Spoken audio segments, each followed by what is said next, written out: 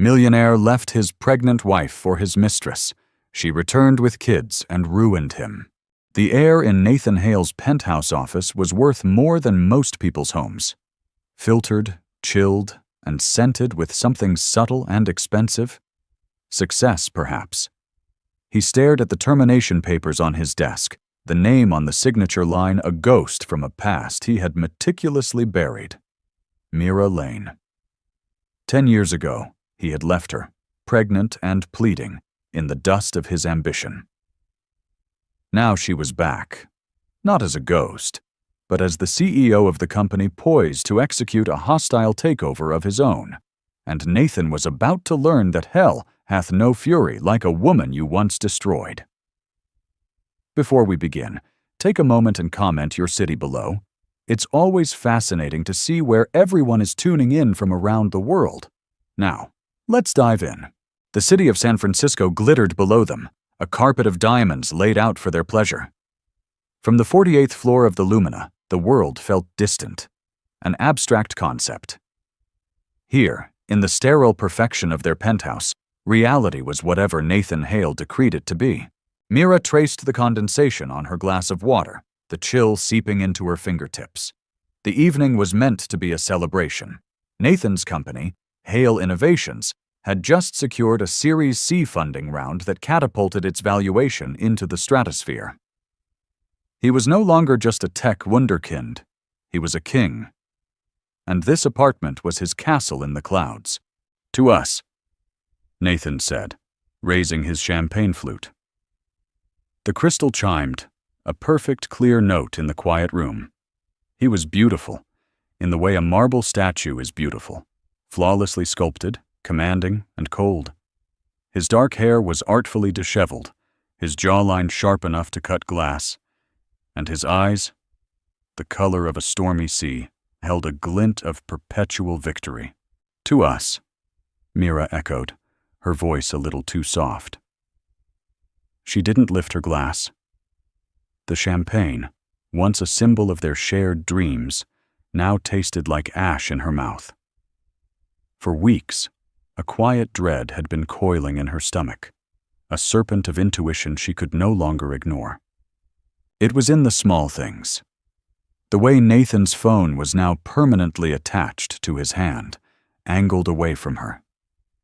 The late nights at the office that stretched into the pre-dawn hours, his excuses becoming increasingly flimsy. The scent of a perfume that wasn't hers clinging to his custom-tailored suits, a faint floral note that spoke of secrets. "You're quiet tonight," Nathan observed, his gaze analytical, not concerned. He was a man who solved problems, and right now, she was a problem. "Is it the funding? I told you, Mira, this changes everything. We're untouchable." We. The word felt like a lie. He meant he was untouchable.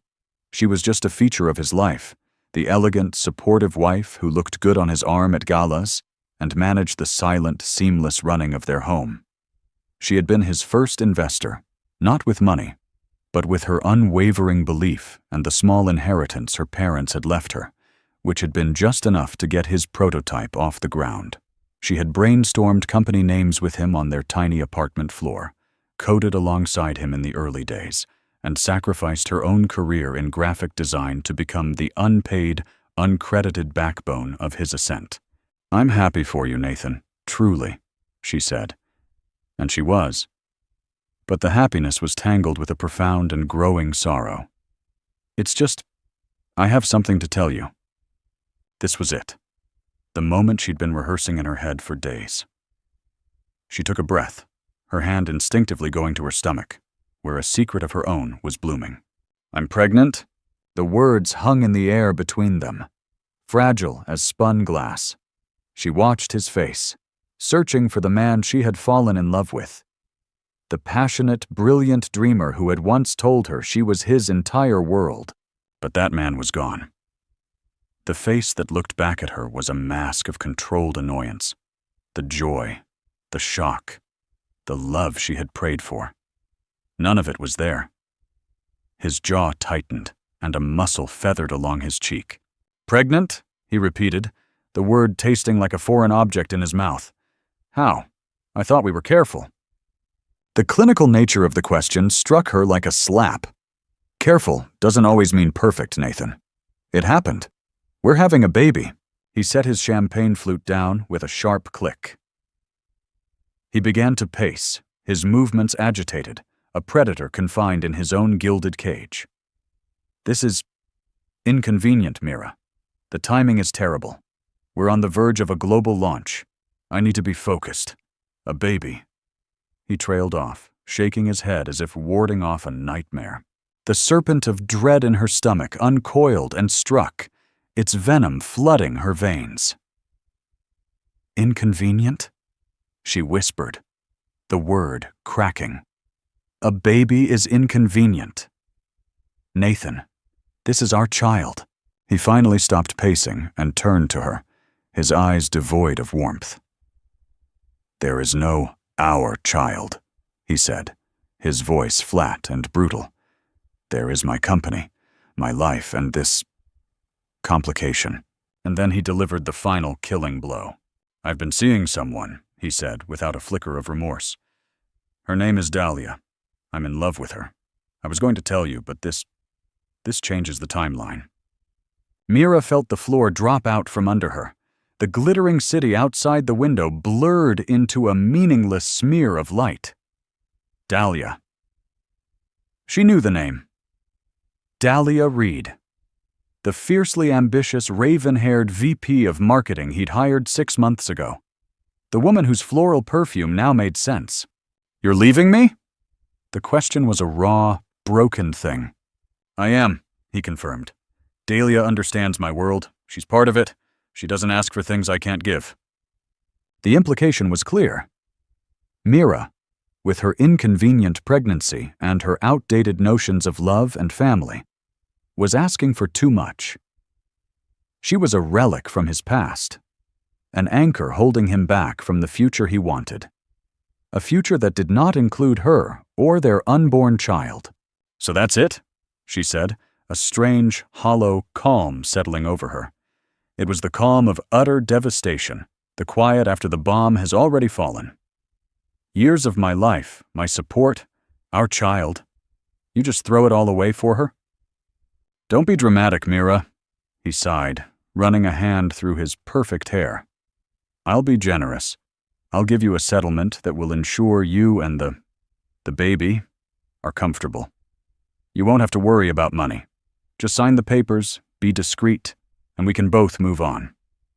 He was talking about their life, their marriage, their child, as if it were a business transaction, an asset to be liquidated. She looked at this man, this stranger in her husband's skin, and saw him for what he truly was, a man so blinded by his own ambition that his heart had turned to stone. She stood up, her legs shaking but holding. Her hand fell away from her stomach, and a new, steely resolve began to form in the ruins of her heart. He wanted her to be discreet. He wanted her to disappear. He wanted to erase her and his child from his perfect, curated life. No, she said, her voice quiet but ringing with a strength she didn't know she possessed. Nathan's brow furrowed. No? What do you mean, no? I'm offering you a fortune. I don't want your money, she said, looking him straight in the eye. I don't want your settlement, and I won't be discreet. She walked past him, towards the bedroom that no longer felt like hers. You want to erase us, Nathan? Fine. But one day, you'll look back on this moment. You'll look back and realize you didn't just lose a wife. You lost your entire world. You just don't know it yet. She packed a single bag, her movements mechanical. She took her passport, the last of her own savings, and the ultrasound picture she had been so excited to show him, now a painful talisman of her betrayal. As she walked to the door, she didn't look back. The sound of it closing behind her was not an end, but a beginning. The beginning of a long, cold, and lonely road. But it was her road now, and she would walk it alone. The first year was a blur of exhaustion and grief. Mira moved to Portland, Oregon, a city chosen for its anonymity and its distance from the life she'd lost. She found a small second-floor apartment in a building that smelled of damp earth and old wood, a world away from the sterile scent of success in Nathan's penthouse. The generous settlement Nathan had offered was a poisoned chalice she refused to drink from. His lawyers sent papers, sleek and menacing, to her parents' old address, which were then forwarded to her. She threw them away without reading them. Taking his money would have felt like an admission that she and her child were a problem that could be paid off, a loose end to be tied up. Her pride, raw and wounded as it was all she had left. She gave birth to twins, a boy, Orion, with his father's stormy eyes and a quiet, watchful nature, and a girl, Lyra, with Mira's dark hair and a fierce, determined cry. They were beautiful and perfect and utterly terrifying. She held them in the stark, fluorescent light of the hospital room, her heart aching with a love so fierce it felt like a physical wound. They were hers alone, a blessing and a burden all in one. Her days became a monotonous cycle of feeding, changing, and rocking. Sleep was a luxury she couldn't afford. Her graphic design skills, once sharp and sought after, grew dull from disuse. She took on freelance work, designing cheap logos for local businesses and formatting newsletters for pennies, often working with a baby strapped to her chest and the other sleeping fitfully in a bassinet by her desk. There were moments of despair so profound she thought they might swallow her whole. Moments when she'd stand by the window, watching the rain lash against the glass, the weight of her solitude pressing down on her. She saw the news of Nathan and Dahlia online. They were the tech world's golden couple, gracing magazine covers, their smiles polished, their success a glittering spectacle. One article described their child-free by choice lifestyle, a conscious decision to focus on their careers and their impact on the world. The words were a knife in her heart. He hadn't just rejected her, he had rejected the very idea of their children. But then, Orion would wrap his tiny hand around her finger, his gaze serious and trusting. Or Lyra would let out a gurgle of laughter, a sound so pure it could momentarily chase away the darkest shadows. And in those moments, Mira found her strength. Her anger, once a wild, consuming fire, began to cool and harden into something else. Resolve. She was not a victim. She was a mother. And she would not let her children's lives be defined by the man who had abandoned them. She started small. She used her sleepless nights not to grieve, but to learn. She devoured online courses in user experience, UX, and user interface, UI, design, fields that were exploding in the tech world. It was a world she knew, a world she had helped Nathan navigate. But this time, she was building something for herself. She created a portfolio, working on spec projects, redesigning existing apps, and showcasing a talent that was not just about aesthetics, but about intuitive, human-centered design. Her work had a depth and empathy that was often missing in the cold, metric-driven world of tech. She understood how people felt, because she had felt everything. Slowly, painstakingly, she began to get noticed. A small startup in Portland hired her for a contract, then another. Her reputation grew through word of mouth. She was reliable, brilliant, and her designs worked. They didn't just look good, they improved user engagement and retention. 2 years after she left San Francisco, she founded her own small consultancy, Lane Design. She operated it from her living room, juggling client calls with nap times and school runs. It was a grueling, relentless existence, but it was hers. Every success, no matter how small, was a brick she laid in the foundation of her new life. She never spoke of Nathan. To her new friends and colleagues, she was a single mother, a widow to a past she didn't discuss. The twins knew nothing of their father. How could she explain a man who had chosen a balance sheet over his own flesh and blood? One evening, while the twins were asleep, she found herself on a financial news website. A headline caught her eye: Hale Innovation Stumbles. User backlash over unintuitive redesign. Curiosity, cold and sharp, compelled her to click. The article detailed how Nathan's company, after firing its original design team in a cost-cutting measure, had rolled out a new interface for its flagship product. It was a disaster. Users were fleeing in droves. The stock was plummeting. The article quoted an anonymous former employee. "Nathan Hale thinks he knows everything. He pushed this through against everyone's advice. He's surrounded himself with yes men. Since Dahlia Reed took over strategy, it's all about image, not substance." Mira stared at the screen, a slow, cold smile touching her lips for the first time in years. He was arrogant. He was failing. And his weakness, she realized, was her strength. He had forgotten the most important rule, the one she had whispered to him in the early days. It's all about the user. An idea began to form in her mind, audacious and terrifying. It was a long shot, a gamble that could cost her everything she had worked so hard to build. But the image of her children sleeping peacefully in the next room solidified her resolve. This wasn't about revenge anymore. This was about justice. It was about showing Nathan Hale and the world what he had thrown away. She opened her laptop, her fingers flying across the keyboard. She began to draft a proposal, a plan to build a rival platform from the ground up. One that was better, smarter, and more human than anything Hale Innovations could ever produce. She would not just build a company. She would build an empire on the ashes of the man who had tried to burn her down. The next 8 years were a testament to the power of focused rage and maternal love. Mira's consultancy, Lane Design, evolved. It was no longer just her in a living room.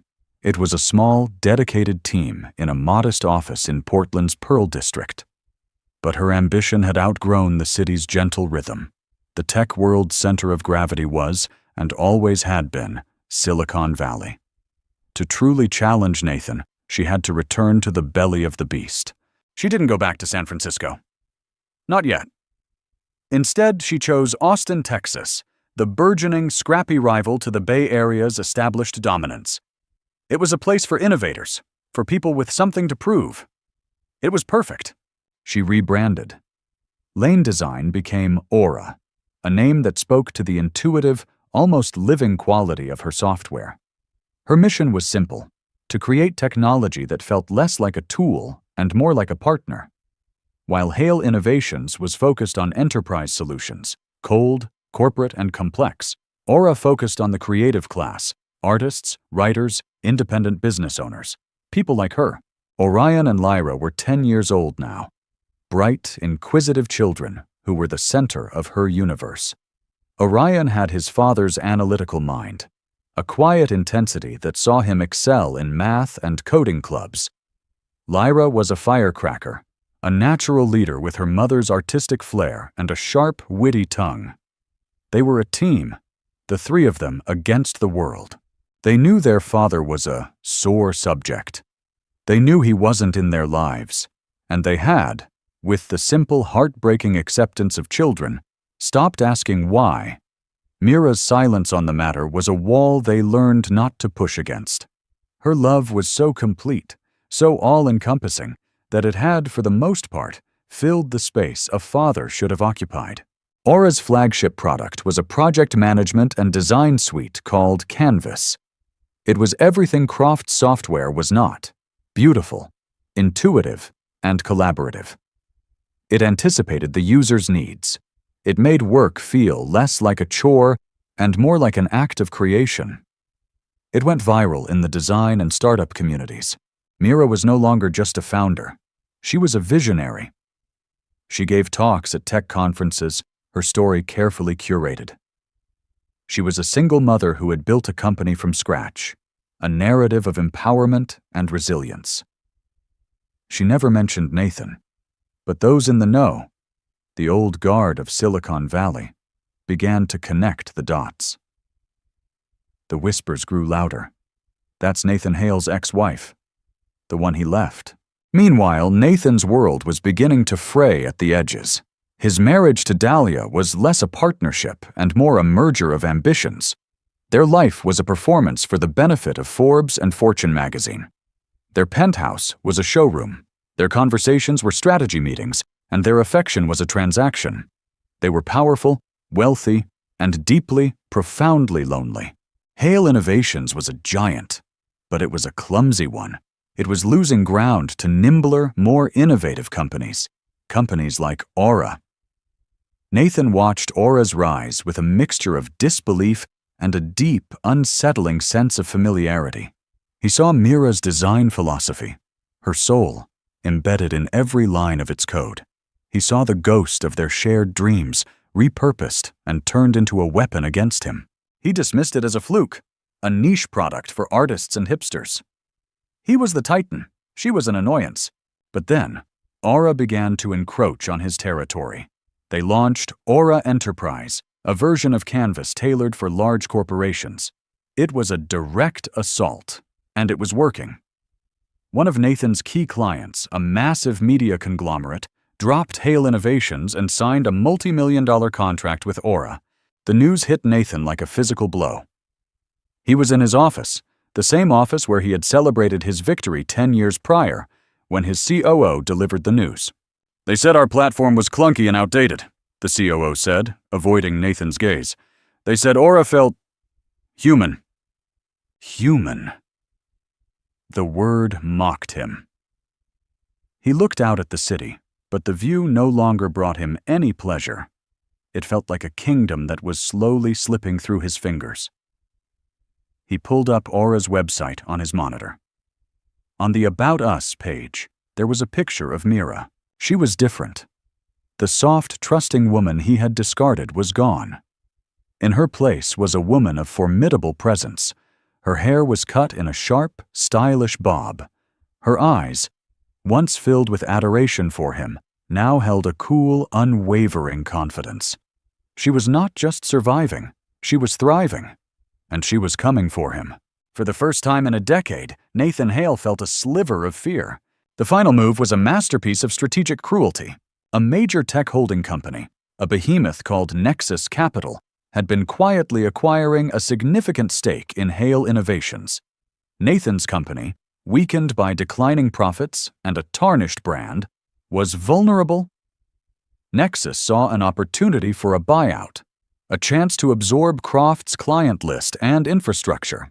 The CEO of Nexus Capital, a shrewd and calculating man named Marcus Thorne, requested a meeting with Nathan. The future of his company was on the line. Nathan and Dahlia prepped for days, their conversations tense and brittle. "This is your fault!" Dahlia had hissed the night before the meeting, her voice sharp with panic. "You got complacent. You underestimated her." "We got complacent," Nathan shot back. "You were the one who pushed for the redesign. You were the one who cared more about the brand's image than its function." Their accusations were a frantic attempt to assign blame, to distance themselves from the failure that was now lapping at their feet. The gilded cage had become a real one, and they were rattling its bars. The meeting was held in the Nexus Capital boardroom, a cavernous space on the top floor of a skyscraper that made Nathan's own office feel provincial. Nathan, Dahlia, and their legal team sat on one side of a massive mahogany table. Marcus Thorne sat opposite them, flanked by his advisors. "Nathan, thank you for coming," Marcus began, his voice smooth as silk. "We at Nexus have a great deal of respect for what you've built. However, the market is shifting. Hale Innovations, in its current state, is struggling to adapt. We believe that with new leadership and a new strategic direction, it can be revitalized." It was the preamble to an execution. Nathan's hands clenched into fists under the table. "We are prepared to make a generous offer to acquire a controlling interest in the company," Marcus continued. "But our board feels a change in vision is paramount. To that end, we've decided to partner with a proven innovator in the space, someone whose vision for the future of tech aligns with ours, someone who will take over as CEO post-acquisition." A door at the side of the boardroom opened, and Mira Lane walked in. She moved with a quiet confidence that filled the room. She was wearing a tailored navy blue dress, the picture of understated power. She wasn't smiling. Her expression was neutral, professional, and utterly devastating. She took the empty seat beside Marcus Thorne, directly opposite Nathan. The air crackled with unspoken history. Dahlia let out a small, strangled gasp, her mask of composure shattering. Nathan felt the blood drain from his face. It was a checkmate he had never seen coming. Nexus wasn't just buying his company, they were giving it to her. "Mira," he breathed, the name tasting like poison and regret. "Nathan," she acknowledged, her voice even and cool. She didn't look at Dahlia. In her eyes, Dahlia didn't even exist. Marcus was just explaining the new strategic direction. The rest of the meeting was a surreal nightmare. Mira, with the backing of Nexus, laid out her plan. She spoke of integrating Aura's design philosophy, of rebuilding the platform from the ground up, of focusing on user-centric innovation. She was dismantling his legacy, piece by piece, and using his own company's resources to do it. She never once made it personal, which was, of course, the most personal attack of all. Her cold professionalism was a testament to how completely she had excised him from her heart. He was being ruined, not with shouting and tears, but with corporate synergy and a strategic buyout. When it was over, Nathan was a king without a kingdom. He would be given a title, a meaningless transitional role, and a payout that felt like severance for his own life. He was a figurehead, a ghost who would haunt the halls of the company he had built until he was no longer needed. As they filed out of the room, Mira paused. She turned to Nathan, her eyes finally meeting his. For a fleeting second, he saw a flicker of the woman he once knew, a hint of shared history in their depths. "I'm moving back to San Francisco," she said, her voice softer now, for his ears only. "My children, they'll be starting school here in the fall. It's time they were closer to their family." The word hung in the air, children, plural. The strategic ruin of his company was nothing compared to the personal devastation of that single word. He had known, intellectually, that she'd had the baby. A baby. One. But in his careful, deliberate ignorance, he had never let himself picture it, never let himself wonder. "Children?" he echoed, his voice hoarse. "Yes," she said. "A boy and a girl. Orion and Lyra. They're 10 years old." She held his gaze, letting the weight of those lost years settle upon him.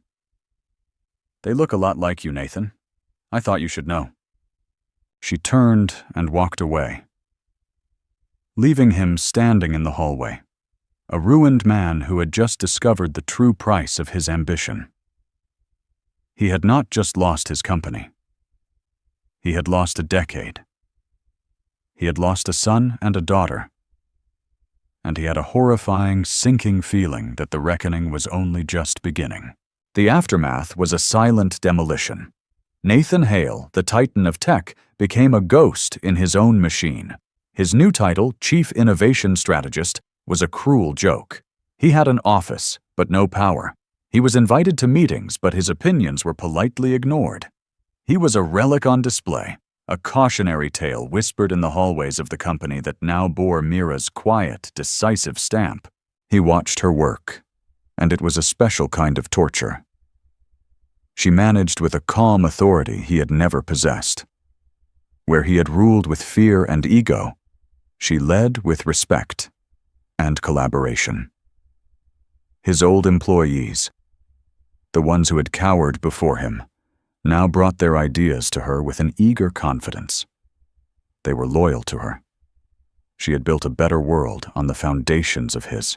His relationship with Dahlia crumbled into dust. The shared ambition that had been their only bond now curdled into bitter recrimination. "You let this happen!" she shrieked at him one night in the cavernous, empty penthouse.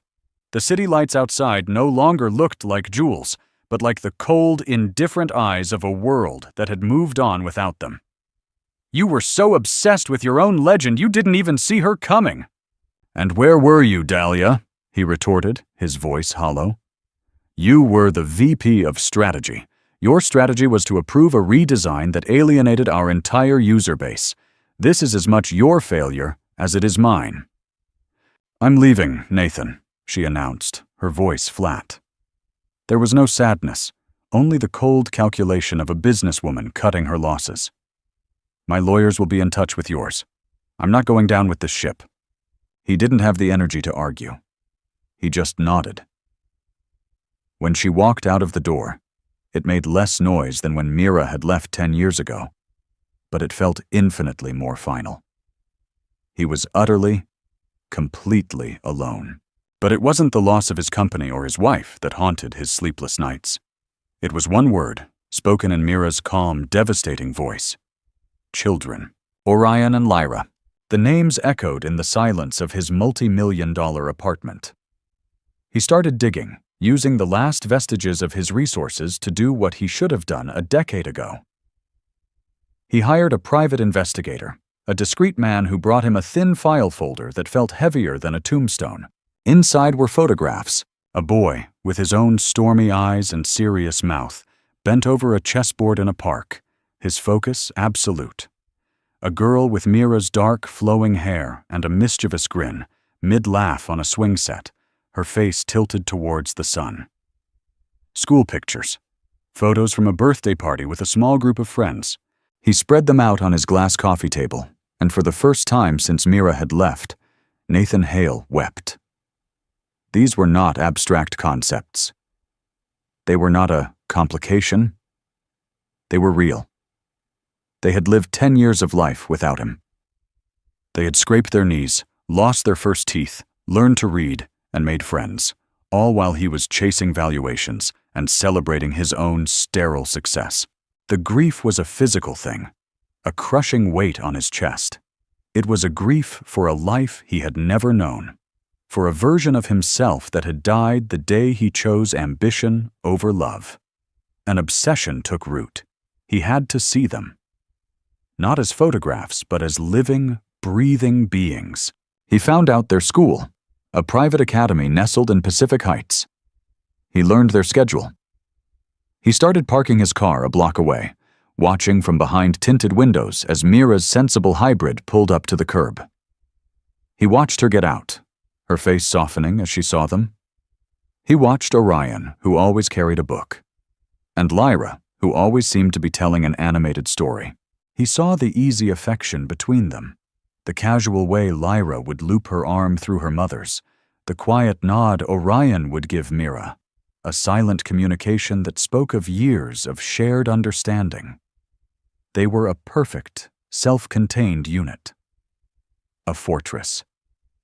And he was the enemy at the gates. One afternoon he couldn't stand it anymore.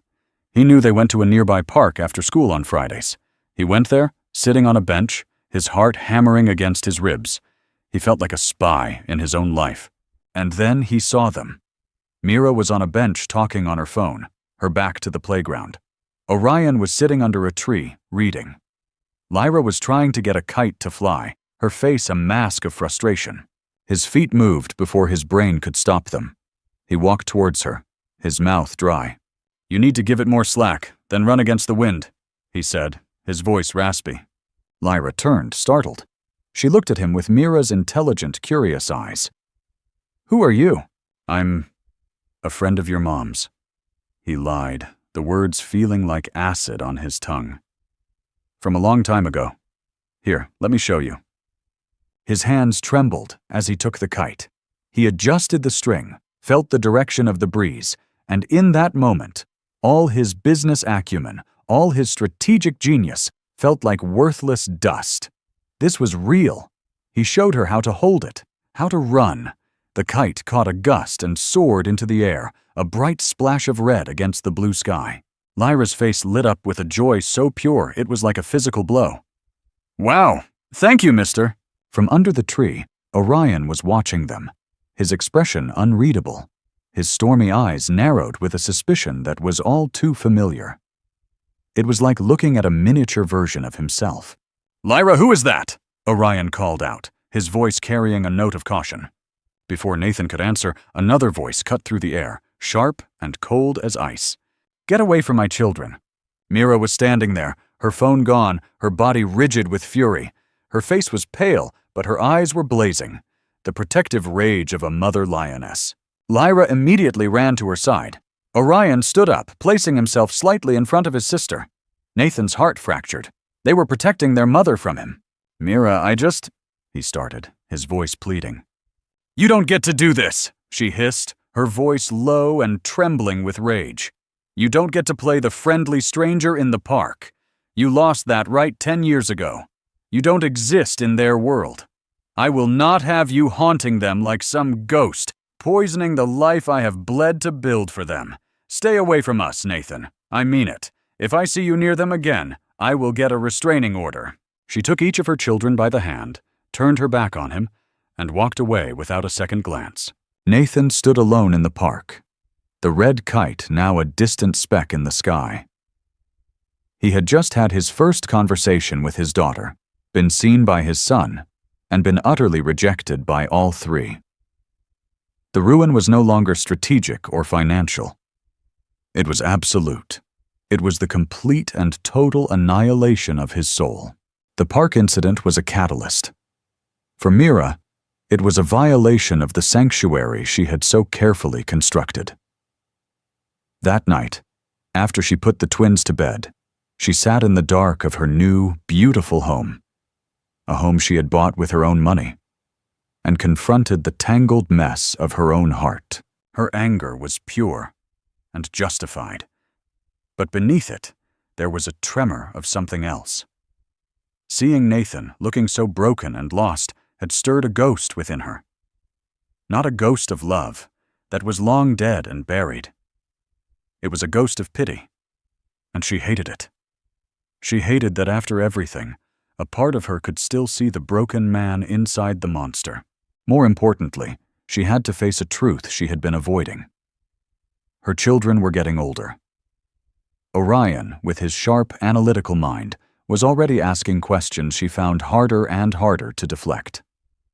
Lyra's easy curiosity would soon turn to pointed inquiry. She couldn't protect them from the truth forever. Hiding their father from them was, in its own way, a form of control. Was she protecting them? Or was she just protecting herself from more pain? For Nathan, the confrontation was the rock bottom he so desperately needed to hit. Mira's threat, her raw fury, stripped away the last of his delusions. He couldn't charm his way into this. He couldn't buy it. He couldn't strategize it.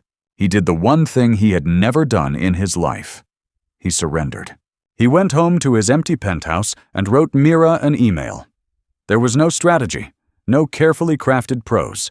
It was just the raw, unvarnished truth, typed out with trembling fingers. Subject: I am sorry. Mira, you are right. About all of it. What I did to you, to them, is unforgivable. There is no excuse, and I will not offer one. I was a coward, a fool, a man so hollow I thought a company could fill the space where my heart should have been. Seeing them, seeing you, I understand now what I threw away. It wasn't just a family. It was my humanity. I will respect your wishes. I will stay away. I will not be a ghost in your lives. I will sign any paper, agree to any condition, to ensure you and the children have peace. My only request, and I know I have no right to ask it, is that one day you will tell them the truth. Not for my sake, for theirs. They deserve to know their story, even the ugly parts. And if they ever, for any reason, want to know the man who failed them so completely, I will be waiting.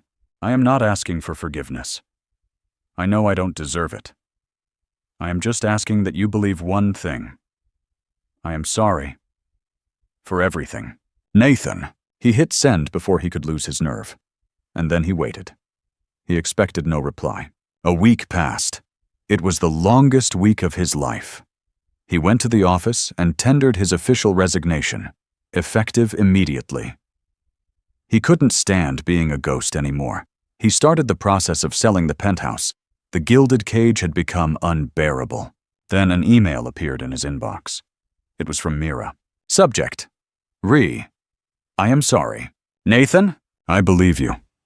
Your apology is 10 years too late, but I believe it. This is not for you. This is for Orion and Lyra. They are starting to ask questions. They deserve answers. And I have decided that my anger, however justified, should not be the gatekeeper to their history. I am willing to facilitate a meeting, not a casual encounter in a park, a structured, mediated introduction. I will hire a family therapist to guide the process. It will be on my terms, at a time and place of my choosing. You will be honest. You will not make promises you can't keep. You will answer their questions, and you will accept their reactions, whatever they may be. Their well-being is my only priority. This is not forgiveness, Nathan. And it is not a reconciliation. It is a chance for you to do the one thing you have never done. Show up. Don't waste it. Mira. The first meeting took place in the neutral, beige office of a child psychologist. The air was thick with unspoken tension. Nathan sat on one side of the room, feeling more terrified than he had in any boardroom. Mira sat with the twins on the other side, her posture protective, her presence a silent, powerful anchor for them. Orion stared at Nathan with those unnervingly familiar eyes, his arms crossed, his face a mask of stoic judgment. Lyra fidgeted, glancing from Nathan to her mother, her curiosity warring with her confusion. The therapist, a kind woman named Dr. Anya Sharma, guided the conversation gently. Orion, Lyra, she began. This is Nathan. He is your biological father. Lyra gasped. Orion just continued to stare, his expression unchanging. Why did you leave? Orion asked, his voice flat. It was the first thing he said, a question like a surgeon's scalpel, cutting straight to the heart of the matter. Nathan's prepared words, his carefully rehearsed explanations, evaporated. He looked at this serious 10-year-old boy, who was his son, and he gave him the only thing he had left. The truth. Because I was a coward, Nathan said, his voice thick with emotion. I was young and selfish, and I was scared. I was building my company, and I foolishly thought it was the most important thing in the world. I made a terrible, terrible mistake. There is no good reason, Orion. There's just a bad one. I was wrong. And I have regretted it every single day for the last 10 years.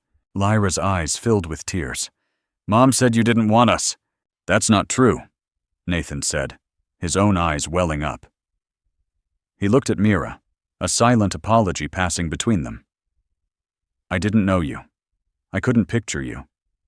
And in my fear and my selfishness, I pushed you away. It is the single greatest regret of my life. You are the most important things in the world, and I was too much of a fool to see it. The conversation was stilted, painful. They talked for an hour. Nathan answered their questions honestly. He didn't spare himself. He told them about his ambition, about Dahlia, about the empty life he had built. He painted a portrait of a flawed, broken man, and he did not ask for their sympathy. At the end of the session, as they were leaving, Lyra paused at the door. She turned back to him. The kite was cool, she said quietly. And in those 4 words, Nathan Hale felt the first, tiny, fragile seed of redemption being planted in the barren soil of his ruined life. The meetings continued, weekly at first, then bi-weekly. It was a slow, arduous process. Orion tested him, asking difficult questions, remaining distant and watchful. Lyra was more forgiving, her heart more open, but she was fiercely loyal to her mother, and her trust was conditional. Nathan's redemption was not a dramatic, cinematic event. It was a quiet, painstaking process of earning his place. It was showing up, every single time. It was listening more than he talked. It was learning that Orion loved chess and was a brilliant coder, and that Lyra wrote incredible stories and painted beautiful, vibrant pictures. It was remembering their birthdays. It was cheering for Lyra at her soccer game from the back of the bleachers and helping Orion debug a line of code over a video call. He never got his company back. He never got Mira back. Their love story was over, a tragedy they both had to live with. But in its place, something new and fragile began to grow. A different kind of family, one built not on romantic love, but on a shared, painful history and a tentative hope for the future. One Saturday afternoon, months later, Nathan was sitting with Orion in the park, a chessboard between them. Mira and Lyra were a short distance away, sketching in a notebook. It was a comfortable, peaceful silence. "Checkmate," Orion said quietly, a tiny, almost imperceptible smile on his face. Nathan looked at the board, then at his son. He had been so focused on Orion's king, he hadn't seen the trap. The boy was brilliant. "You got me," Nathan said, a genuine laugh escaping him for the first time in what felt like a lifetime. "Good game, son." Orion nodded, and in his stormy eyes, Nathan saw not suspicion, but a flicker of acceptance, of peace. Nathan looked over at Mira. She was watching them, and for the first time, the wariness in her expression was softened by something else. It wasn't forgiveness. It wasn't love. It was something quieter, more profound. It was the simple, complex acknowledgement of a circle, finally, painfully, being closed. He had been ruined. His empire of glass and steel had been shattered. But here, in a sun-drenched park, with the sun he almost never knew, Nathan Hale finally understood what it meant to be rich. The story of Nathan and Mira is a raw and powerful reminder that our choices create ripples we can't always see. Nathan's ambition cost him a decade with his children, and his ruin wasn't just financial.